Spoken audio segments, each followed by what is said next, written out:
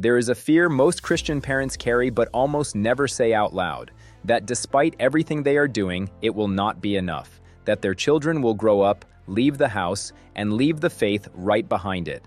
That fear is not paranoia, it is a pattern. But here's the question almost no one is asking. Your children are being discipled right now. Not on Sunday morning. Right now. The question is not whether it is happening. The question is who is doing it. And whether the answer to that question is one you are actually okay with. Stay with this video, because by the end, you will see not just what the village does for your children, you will see what your children do for the world when they have been raised in one. And that second part is the part that changes everything. Every generation of Christians has faced the question of how to pass the faith to their children. And every generation has largely answered it the same way. Teach them more curriculum, more Bible stories, more Christian content, more careful filtering of what they consume, more intentional conversations at the dinner table, more information. And information is not a bad thing, but information is not formation. You can know everything there is to know about swimming and still drown the first time you get in the water. Faith is the same. A child who has been taught about covenant community but has never lived in one does not actually know what covenant community is. They know words about it. And when the world offers them something that feels more alive than words, the words lose. Not because the faith was wrong, because it was never real enough. It was a theology without a geography, a belief without a body. And the answer to that problem is not more information. It is a different environment entirely. Subscribe now if this channel is new to you. This is Christian Villages, and this is the conversation that changes how you think about your children's future. Let's be honest about what the isolated Christian family is actually up against. You bring your child home from the hospital. You love them with everything you have. You pray over them. You read the Bible with them. You choose the right school. You monitor their friendships. You take them to church every single week. You are doing everything the modern Christian parenting playbook calls for. And your child is still spending more time being formed by everything outside your home than by everything inside it. The algorithm knows their desires better than their pastor does. Their peer culture is shaping their identity faster than your family devotions can. The world is not asking permission. It is flooding in through every device, every conversation, every classroom, every piece of content they consume, from the moment they wake up to the moment they close their eyes. And you are one family, two parents doing their absolute best, alone. Here is the structural truth that modern Christian culture has largely refused to name.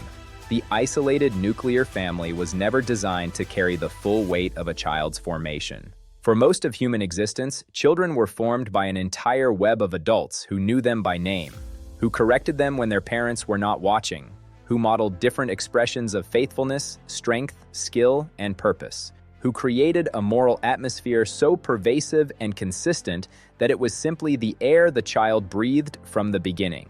That web is gone in modern life, and what replaced it is not neutral. It is a fully funded, algorithmically optimized formation machine working around the clock to shape your child's identity, desires, values, and sense of what a good human life looks like. And the Christian family's primary defense against that machine is a 90-minute Sunday service. That is not a fair fight, and the results reflect it. The children who lose the faith are not losing an argument. They are choosing an environment where the faith felt alive, where belonging was real. The solution is not to fight harder inside a broken structure. It is to build a different structure entirely, the village. In a Christian village, a child's understanding of what it means to be a faithful human being is not shaped by one or two models. It is shaped by a whole body of them, living alongside each other every single day. That sounds simple. The implications are enormous, because every child who only has one or two models of Christian adulthood is carrying a hidden vulnerability. Vulnerable to their parents' blind spots becoming their own. Vulnerable to a narrow version of faith that has only ever looked one particular way. Vulnerable to the world's offer, seeming more expansive and alive than what they were given at home. In a covenant community, a child sees the kaleidoscope of the body of Christ in flesh and blood every day. They see the quiet, steadfast man who rises before dawn to pray and then works with his hands. They see the woman who teaches with authority and serves without requiring recognition. They see the family with 6 children who is genuinely joyful rather than barely managing. They see the single sister who radiates wholeness and a purpose that has nothing to do with whether anyone has chosen her. They see the older couple who still chooses each other, still chooses God, still shows up. They witness conflict that does not end the relationship. They watch forgiveness happen in real time, not as a lesson, as Tuesday. A child discipled by an atmosphere rather than a program absorbs something different from each person around them. Courage from one, patience from another, generosity from a third, steadfastness from a fourth. Their faith is woven from 100 different threads of lived testimony, and a rope woven from 100 threads is not easily broken. When the world offers a counterfeit, the village child has the real thing in their memory to compare it to. They do not have to reason their way to the truth. They remember it because they lived inside it. Here is one of the most draining realities of raising children in the modern, isolated Christian home. You are in a constant defensive posture. Every piece of content, every friend group, every cultural moment is preaching a gospel, and almost none of those gospels are yours. So you become a full-time content filter, a full-time apologist, erecting and maintaining a wall between your children and a world that is actively, strategically, and very skillfully recruiting them. And walls are exhausting to maintain, and walls always have gaps, and the culture is very good at finding the gaps. A covenant community does not solve this by building a higher wall. It solves it by building a different world inside. In a Christian village, the values are not taught in a lesson and then contradicted. They are the surrounding environment. They are embedded in the Monday morning chore chart. They are alive in the Wednesday shared meal. They are visible in the Saturday work project when 3 families are doing something together, and a child watches adults handle the same frustration in 5 different ways, all of them grounded in the same convictions.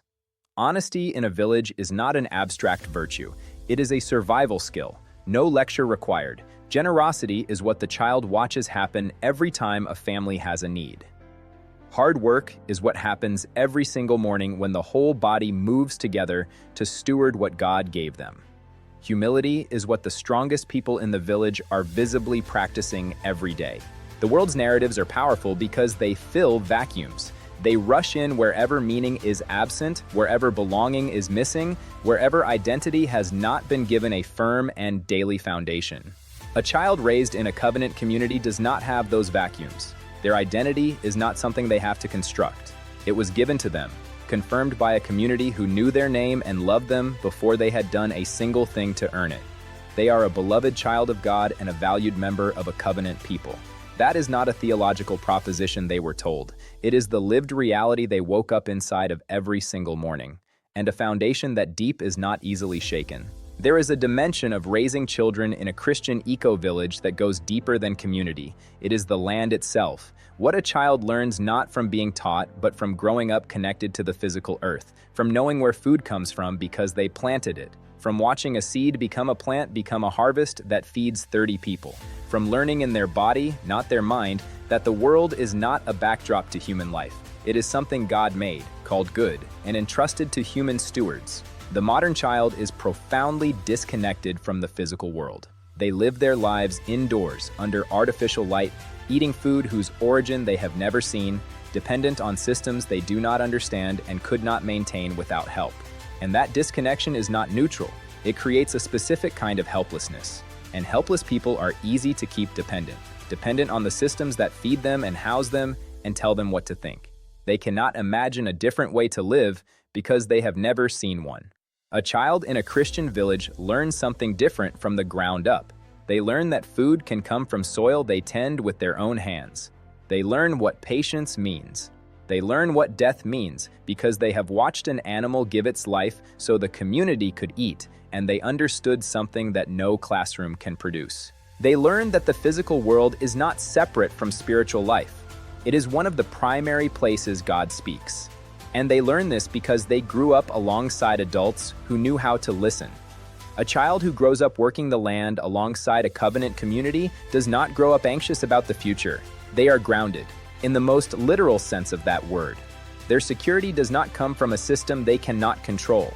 It comes from the knowledge in their hands, the skills in their body, and the people standing next to them who have covenanted to be there. The most resilient people in history were not formed by content. They were formed by consequence. By work, that meant something. Stewardship, interdependence, meaningful work, rooted identity, these are the conditions under which human beings actually flourish. And your children were made to flourish, not just survive. Here is where this vision becomes something far larger than a better childhood. At some point, every child raised in a village leaves. And that is not a failure of the village, it is the point. The village was never meant to keep them in, it was meant to send them out carrying something. And what they carry is not just a memory of a good upbringing, it is a pattern, a living embodied understanding of what covenant community looks like, feels like, and costs. And that pattern does not stay dormant inside them, it reproduces. A child raised in a village becomes an adult who builds one, not because they were told to, because it is the only world they have ever experienced as fully alive. When they marry, they do not look for a neighborhood, they look for a people. When they have children, they build the web of covenant relationship their children need because they grew up inside one and they know what it produces. When they encounter other believers who carry the ache, who feel the isolation, who know something is missing but cannot name it, the village-raised adult does not offer them a book or a podcast. They offer them a table. They begin to gather. They begin to build.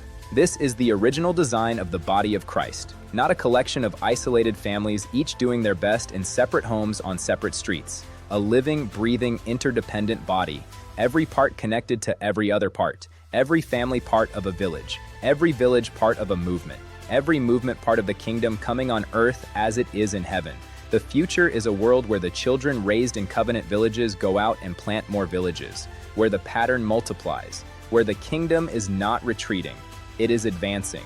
One covenant community at a time, one family that chose to build instead of manage, one generation raised not in isolation, but in the fullness of the body of Christ. That is what God designed. That is what was lost.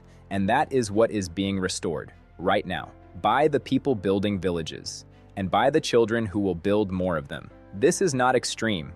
This is not a dream. This is the original intention of a God who has been moving his people toward it since the first garden. The question this video started with was this: who is discipling your children right now? The answer in a covenant village is not just two parents doing their best alone. It is a body, a full, living, breathing, imperfect covenant body, made up of men and women who know your child's name, who love them before they have earned it, who model 100 different expressions of what faithfulness looks like in a real life, who surround them with a moral universe so consistent and so daily that the world's alternatives never find the soil they need to grow, and who raise them not to escape the world, but to go out and change it. By doing the only thing that has ever actually changed it, building the kingdom. One village at a time, Christian Villages exists for the families who are ready to be part of that build. Subscribe now so you do not miss what is coming on this channel, and visit christianvillages.com today. The path is there, the people are gathering, and the generation that will carry this forward is being raised right now by the families who decided to stop managing isolation and start building something real. This is not extreme. This is not crazy. We were meant to live this way.